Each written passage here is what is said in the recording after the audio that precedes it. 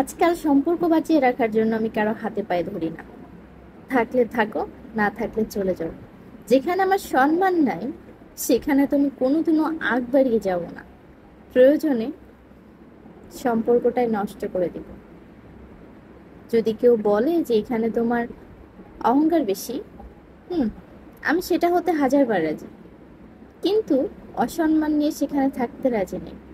আমি দেখেছি আমার চোখের সামনে, আমি যাদের সাথে ভালো সম্পর্ক রেখেছি, থেকেছি, তাদের উপকারে লেগেছি, বিনিময়ে তাদেরকে অনেক কিছু দিয়েছি, মানে যতটুকু আমার সাধ্যের ভিতরে। ফিডব্যাক গুলো কেমন ছিল জানেন? যে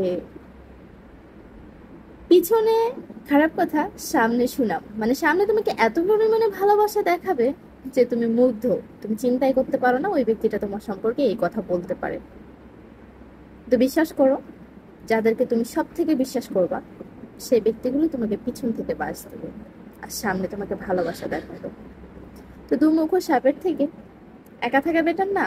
কথায় আছে যে দুষ্ট গোয়ালের থেকে শূন্য গোয়াল অনেক ভালো।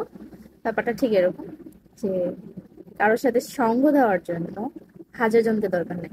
নিজে নিজেকে সময় দাও, দেখবা কি যে ভালো থাকবা, কারো পেইন পাবা না, কষ্ট পাবা না, কাউকে হারানোর ভয় থাকবে না।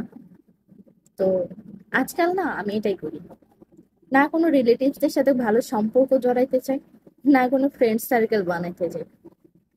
ভালো আছি, একা আছি, অন্তত মানুষের মানে উপরে ভালোবাসার পিছনে বদনাম এগুলো আর শুনতে হয় না।